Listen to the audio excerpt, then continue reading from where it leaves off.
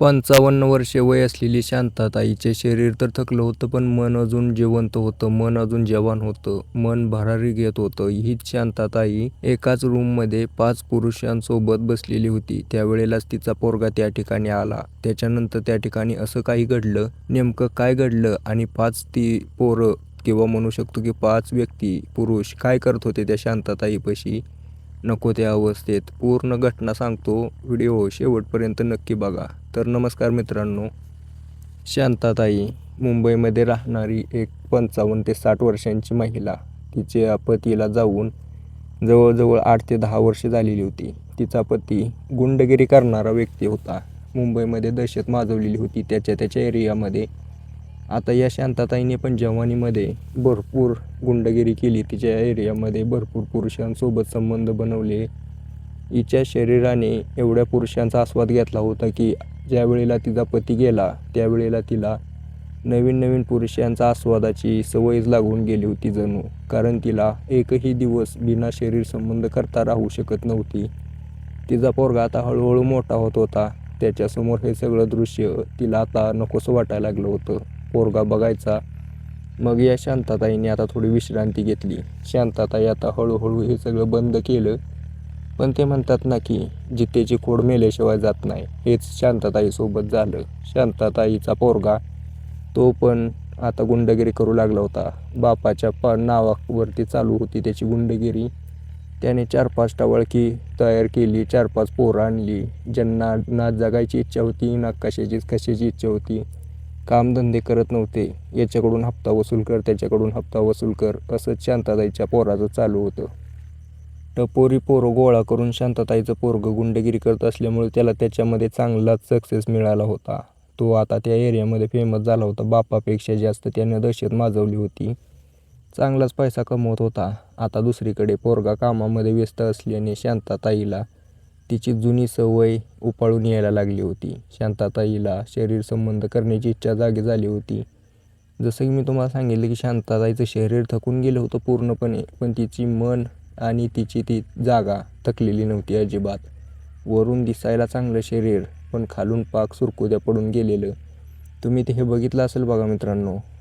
मोसंबी पाक कशी सुकून जाते, आंबा सुकून कसा जाते, तशी अवस्था झाली होती शांताताईच्या त्या जागेची. तरी पण शांताताई काय नाद सोडत नव्हती. या शांताताईच्या पोरासोबत एक 2-4 पोरं असायची ना, आता त्यांच्यावरती हिची नजर गेली होती. जवान पोरं होती आणि त्यांना पैशाची गरज असायची कायम. ही शांताताई त्यांना मदत करायची. त्यातलाच एक सुजित नावाचा पोरगा 24 वर्षांचा शांताताईच्या नादी लागला. त्यालाही पैशाची गरज होती. शांताताईने मदत केली होती, नादी लागला. दोघांमध्ये जुळलं एवढं भयानक जुळलं. आता त्यांना कशाचीही चिंता राहिली नाही. त्या शांताताईच्या पोरासमोर हे दोघं पती पत्नीसारखं वागायचे. त्याला शक आला होता. त्याने समजावलं त्या सुजितला. शांताताईला पण कोणी समजायच्या तयारीत नव्हतं. दोघांमध्ये वादावादी झाली. पण शांताताईच्या पुढे काय चालणार आहे त्याचं. शांताबाई या म्हातारीपाशी पैसा भरपूर होता आणि ती सुजितला पुरवत होती पैसा. आता सुजितने शांताताईच्या पोराची साथ सोडून दिली होती. तो आता त्याच्या बाजूने एकटाच राहिला होता. त्याची गुंडगिरी चालू होती. पण सुजित त्याच्या 4-5 पोरांना मित्रांना सांगू लागला की अशी अशी एक महिला आहे. आता ते पण पैशाला प्यासलेले पोरं, त्यांची पण इच्छा झाली की ते पण करावं आणि पैसा पण घ्यावा. त्या शांताताईला विचारतो सुजित अशी अशी पोरं आहेत. शांताताई म्हणली, अरे तू असली 10 जरी आणली तरी मी असले 4-5 तर घुमवतच होते. आता तर मला काहीच अडचण नाही असले 10 घुमवायला. तू घेऊनच ये म्हणले. ज्यांना पैसा पाहिजे त्यांना देईलच म्हणली, काही अडचण नाही. शांताताई ज्या वेळेला असं म्हणते त्यावेळेला हा सुजित त्याच्या मित्रांना घेऊन येऊ लागतो. आता यांचं हे रुटीन बनलं होतं. कधी सुजित 2 पोरांसोबत यायचा, कधी 3 पोरांसोबत यायचा. सगळे एकदमच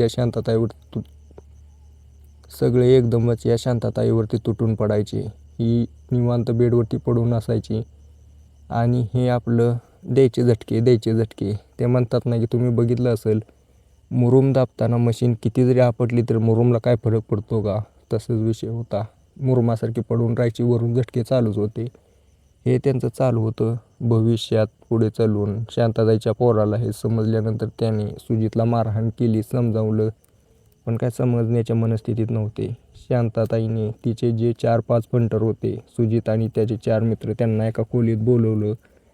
त्या ठिकाणी यांनी नियोजन लावलं शांताताईच्या पोराला संपवण्याचं. प्लॅनिंग झाल्यानंतर त्या ठिकाणी हे म्हणले, चला पुढे काय होईल ते होईल, पण अजून एकदा संबंध करू.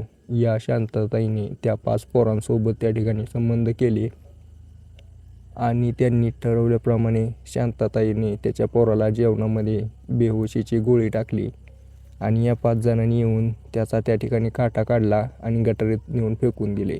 आता कोणी कंप्लेंट करणार आणि काय करणार, पण पोलिसांची त्याच्यावर नजर होती, गुंडगिरी करत होता. त्यामुळं अचानक सगळी गुंडगिरी बंद झाल्यामुळं पोलिसांनी चेक केलं, तर कुठं गेला काय झालं बघितलं.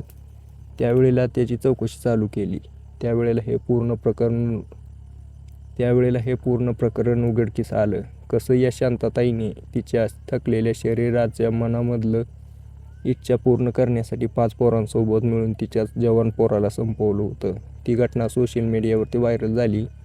त्यावेळेला याच्याबद्दल अनेक प्रतिक्रिया उमटवल्या सोशल मीडियावरती. बाकी काही लोकांचं म्हणणं होतं की बरं झालं, बरं केलं.